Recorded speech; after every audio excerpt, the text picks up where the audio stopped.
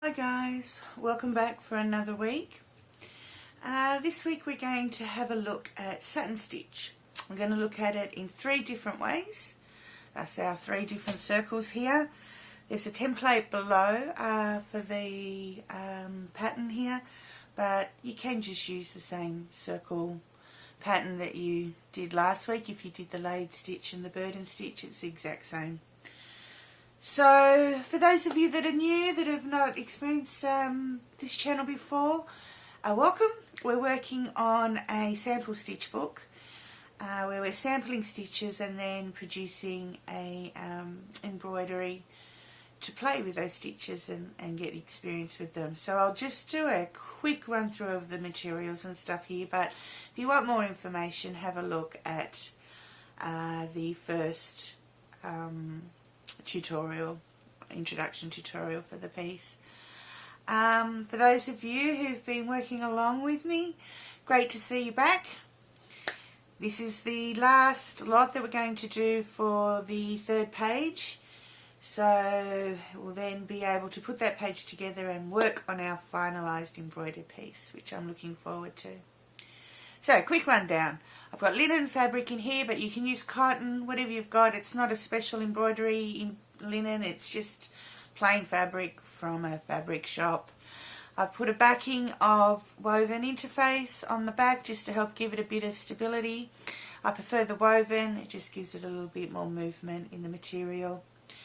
I'm using merino 2-ply wool threads, which are actually my own threads that I hand dye and are available on our Etsy shop.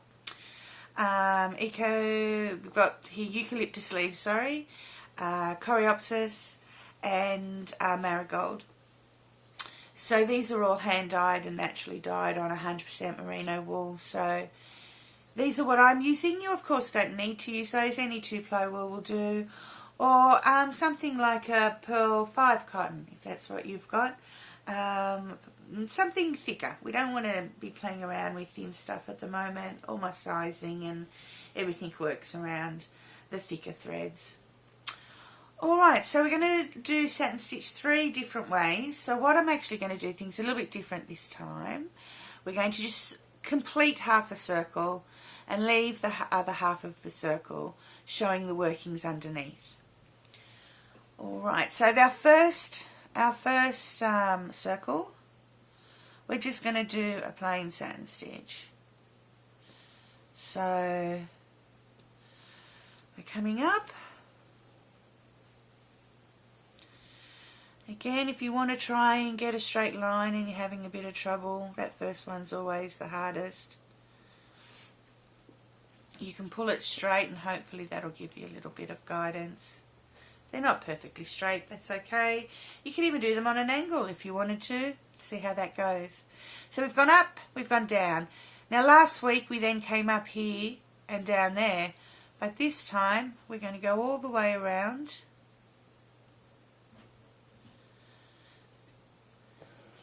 And come up and go down again. It does allow you to be able to get your stitches a little bit closer together, but it does use a lot more thread because you're going all the way around the back, as you can see there. So it's up to you which one you prefer to use. This is the one that I suppose most people know about and most common way of doing it, but the laid stitch I think is just as good and saves you on thread. So you just keep going up and down, laying your threads together, following the outline and filling in your area. You just got to be careful to try not to, especially for, you know, this big an area. This is a little bit bigger than what you would normally do. You normally break it up a bit. But we're just learning, so. But because we're doing especially such a large area, you really need to just be careful of your tension. You don't want to be pulling too tight underneath, as you'll just make the fabric crunch up a bit. So that's really the only thing you've got to worry about with this stitch. You just keep following along. So yeah, as you can see, if I hold that taut, it's actually really straight and not pulling on the fabric. That's the only thing you've got to be careful of. Alright, I'm going to finish my half of the circle. I'm not going to do the second half so you can see what was done. And then we'll move on to the next way.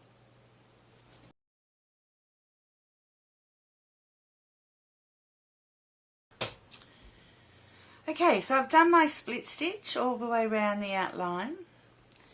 Now we're going to start the satin stitch over the top.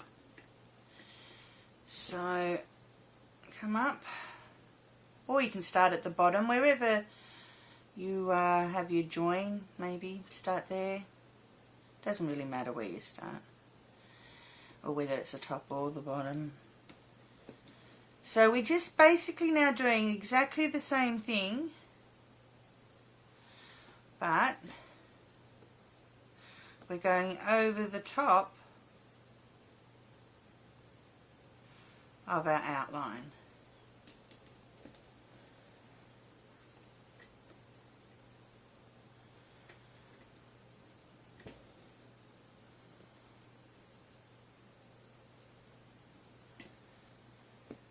So, very easy, not complicated.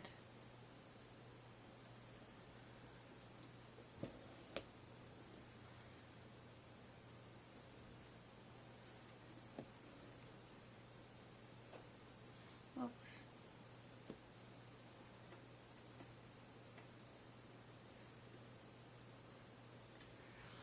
All exactly the same.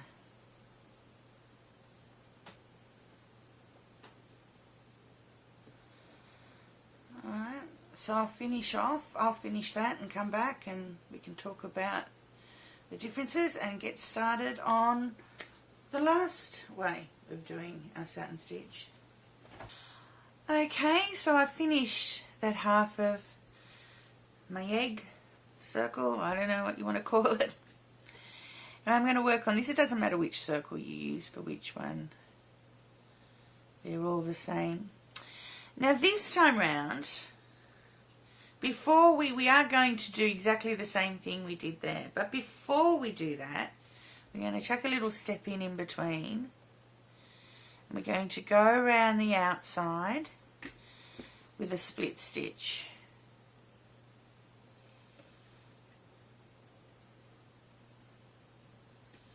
So if you can't remember how to do the split stitch, there's a tutorial on the channel. If you want a little bit more direction, but you're basically coming up and going back and splitting the stitch, previous stitch, and you're sort of doing coming up, you know, at the end. So when I come, I don't know if you can see that, when I come back up to split the stitch, I'll come up at the same spot that that last stitch ended. So that way you end up with sort of a double layered effect, which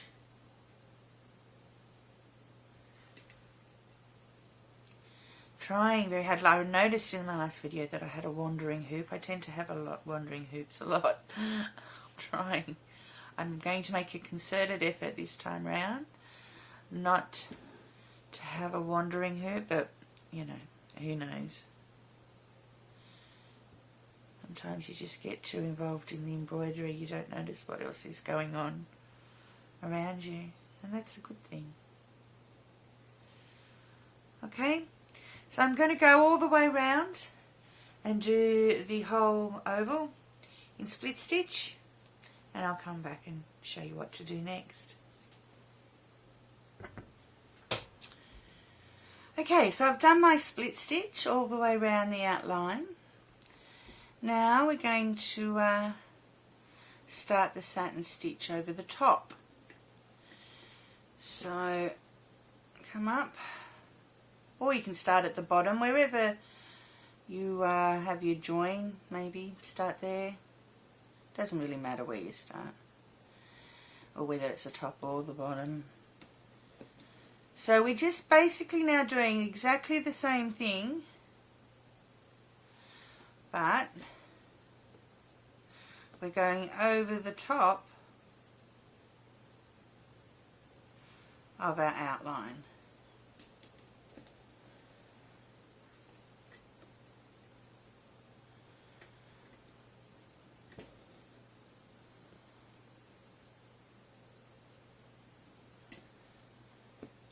So, very easy, not complicated.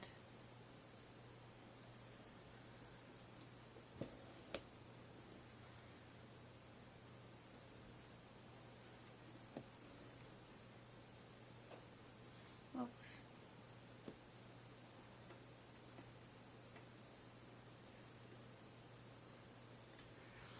All exactly the same.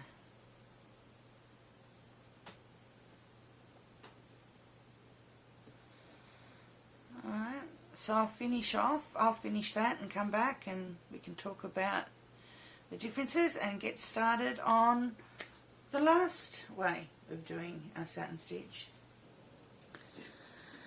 Okay, so I finished our satin stitch here.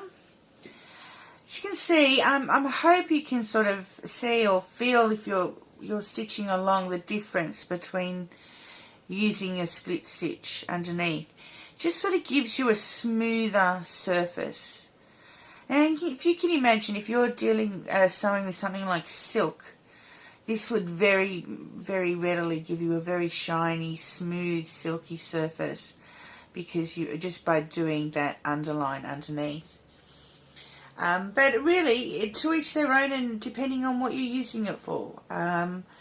You know, again, this one here, a little bit untidy around the outside with you seeing the line still. You might have wanted to put an outline around it, whereas this one's a bit tidier, although my stitching maybe is not quite as tidy. So, you know, different ways of doing it for different purposes, and whatever is the way that you like. You know, everybody has their own particular way of doing things, and the things that feel good. You know, that's what embroidery is about. You find the stitches that feel good to you, and you'll find that you end up using those stitches quite a lot. Alright, so we're going to move on to our third circle now, or oval. As you can see, I've already done an outline of our split stitch around the outside. Now what we're going to do is a padded satin stitch. So this will then give us a bit more of a two-dimensional feel. And, you know, again, different ways of doing this stitch for different purposes, you know, depending on what. If you're doing something like stump work, you will definitely use the padded satin stitch at some point, because it is used a lot. Padding's used a lot. Whereas if you just do a normal embroidery, you may not use it quite as much. So the idea is to have a padded surface in the middle that we're going to go around, and how padded you make it's up to you. How two-dimensional you want to be is really up to you, and it's all down to how many layers you do inside the stitch. Now inside we're going to do our laid stitch that we did last week. If you didn't see that tutorial, you can go back and have a look, but it's very similar to the satin stitch. So again, you know me, I like to start in the middle. Just is something that I like. And I'm going to, I don't know, I've sort of tried to work it out that I'm thinking of maybe doing 3 layers of padding. So I'm trying to work it out that, okay, there I'd fit in 2 more stitches with my very large needle size. But it's really up to you. Like if you wanted to have it really padded, you would make this smaller and do more layers on top of each other. I just got to remember, I'm at the top or the bottom. So with our laid stitch, it's very similar to our satin, but we're only doing a small stitch at the back. So we don't want to waste. I mean, this is not any sort of stitching that you're going to see. So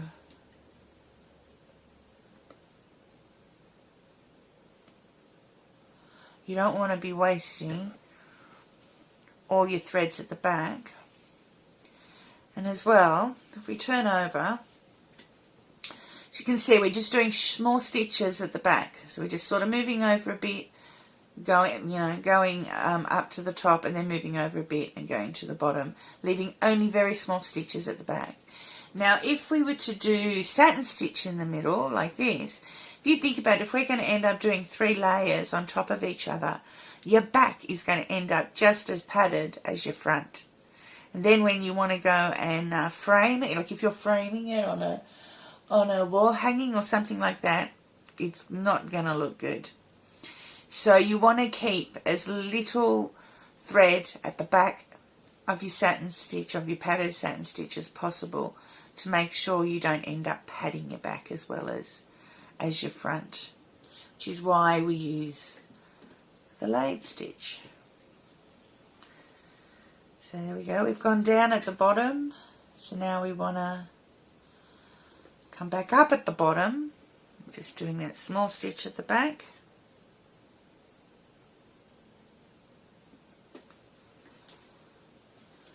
Oops.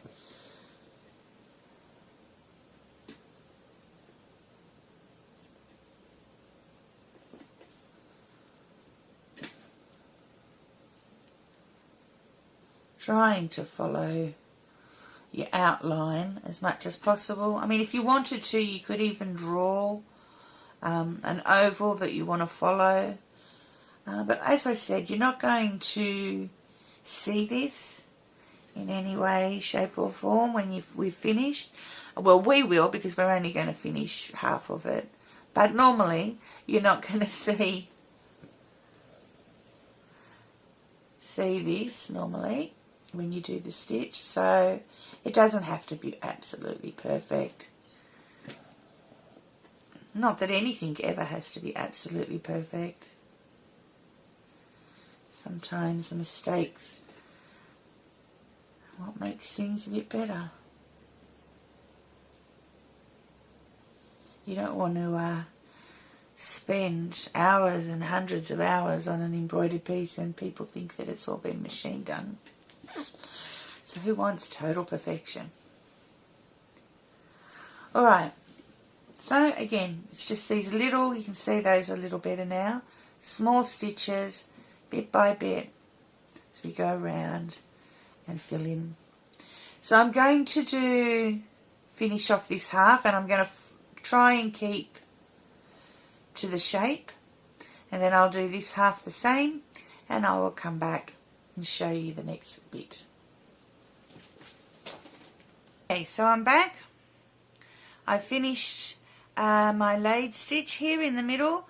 I don't know if you notice, you can see that I did end up drawing a bit of a guideline. As you can see, I fell a bit short, was falling a bit short in places and stuff, which isn't a problem if you're like that. You've got some stitches a bit short or a bit longer. Honestly, it's not something you're going to see in the final product. I've not bothered correcting mine, but I did end up just drawing a little marker to follow to make it a little bit easier on myself as I was stitching. So we're now going to turn 90 degrees, because we're going to do the same thing again.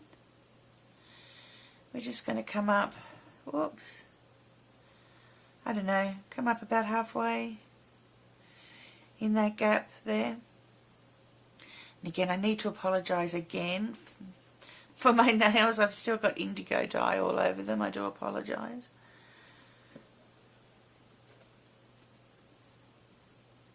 So now we're going to do exactly the same thing, but going in the different direction.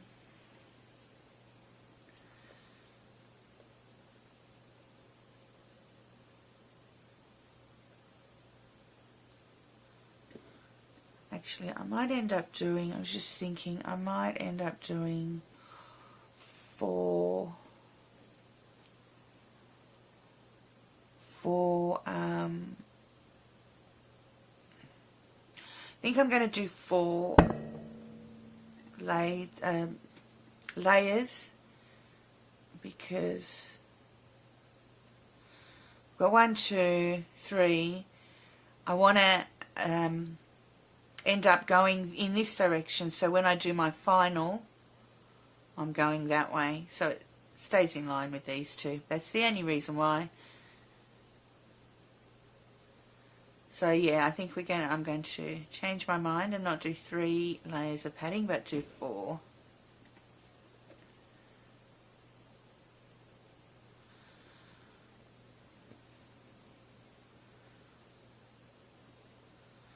Just so that it is, because you're always, you know, you're doing this cross hatching, I suppose. I don't know what you call it, but you're doing each layer at a 90-degree angle, and I want to end up for my final layer going in the same direction as the other ovals, so I'll do 4. Alright, so again, it's all laid stitch, it's all just small stitches at the back there. I'm not doing anything major at the front. I've maybe come in a little bit, I was just thinking I might have come in a little bit. I maybe should have started that bottom layer a little bit bigger, so let you play around with it and get it. We'll get to the end for the 4th one. I'm not sure I'm even making sense to you right now. Alright, so we've done, let's recap, so that way there's some sense coming out of my mouth. The bottom layer, we've gone that way, in a laid stitch, with small stitches at the back, so we're not creating a lot of padding at the back. We're now going to do exactly the same thing, a laid stitch over the top, but at a 90-degree angle. Going a little bit wider than our previous one, with the aim being that for our last laid bit of padding or bit of laid work, we're nearly coming to we're pretty much at the edge. So that's what we're aiming for. So I'm going to finish this layer. I will complete another 2 layers doing exactly the same thing and going a little bit more out each time, and hopefully come back and it hopefully will make some sense. Okay, we'll give it a go. Okay, I thought I would just come back at this point and just give you a few little tips rather than leaving it totally to your own devices to do the last couple of layers. So this is my 2nd layer that I was just working on with you a second ago in your time. And I just wanted to point out that I've done an extra stitch on both of these edges that don't have the first laid area underneath it, and that is just to bring our oval round back to an oval shape rather than having a very straight edge at the end. And it also gives us the same space of white all the way around. That's really what we're looking for. We want to have the same amount of white all the way around. That's what you're aiming for with your final outline. So now I've started the 3rd layer, and again I've done it in the opposite direction, and this time I'm going out about halfway from what's left of that white space. I'm trying to, not always maybe majorly successfully, but that's the aim. It doesn't have, again, you're not going to see this. It doesn't have to be perfect. There's no need to be getting too pedantic about it. These are just general guidelines to help you get a nice full padded area. So I'm going to go round, following halfway around this white area, which will most probably mean I'll need to do an extra stitch on this end and this end that's past where these laid stitches are, so that I've got again a nice oval that has just a small amount of white left for us to do the fourth and final layer, which will again be done in this direction. So I hope that makes a little bit of sense, excuse me, of what we're doing and where we're going. It might sound a little bit complicated, but it is actually quite easy, and once you get the general gist of it, you know, there's no right or wrong as well. I mean, if for example your laid area finished there and you didn't end up filling this in, the padding would keep your top layer up quite efficiently anyway. This is just trying to get it as filled as possible with the amount of layers that we want to do to give it the same height as possible, if that makes sense. Sometimes I think I talk too much and complicate it even more. I hope I'm helping and not making it too complicated. So I'm going to go back, finish this layer, again halving my white area as my outline, and then I will do the fourth and final layer of laid stitch and padding, and I will again do it in this direction, this horizontal direction. Okay, so we're back. I have completed my fourth lot of laid stitches. Feels lovely and padded. Fully to the outline. Now I just want to reiterate, you don't always have to do 4 layers of laid stitch. I mean, that is very time consuming. Excuse me, but I just wanted to give us something that gives us a real difference between our 3 lots of satin stitch. You can just do 1 layer if that's what you want. If you just want to stop this from looking a little bit saggy in the middle, you can do 3. You can do 2, 3, 4, 5. You know, as many as you want. All depending on how big an area you've got and how high up you want your padded area to go. Though if you want it to be really padded, there are other ways of doing that without having to spend your life doing layers of laid stitch. So it's really up to you what effect you want. No right or wrong. And if you only wanted to do 1, then you would just make that 1 laid stitch the whole area inside your circle, rather than the smaller one that we did. And you just vary that center section depending on how many layers you want to do. Right, so now we're back to our actual satin stitch. So we're going to all encompass both the outline and all our padding. And we're going back from top to bottom, bottom to top, sorry, in this instance.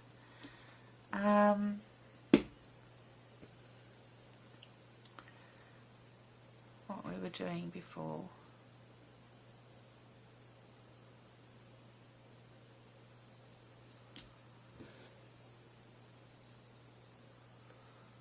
So exactly the same.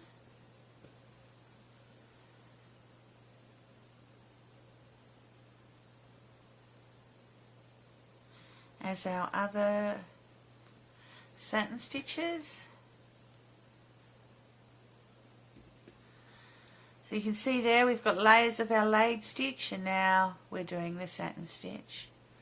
Alright, so I'm just going to do complete half of this circle the same way that we did with the others. So that way you can see the workings underneath when we've put them in our sampler stitch book. I shall come back when I've finished. Alright, so there we go. I finished the satin stitch over the top. Feels so soft and lovely and padded. But, and I've left this half open so that we can see what we've done underneath. So I hope you've enjoyed your play with satin stitch, and I hope you can see the possibilities and differences between the different types, and are interested in playing with them in the future in different ways. Next week, be ready, we're coming back for the part 1 of our final embroidery pieces. We've learnt all the stitches we need to learn now for our final piece, and we will start that next week. Bye.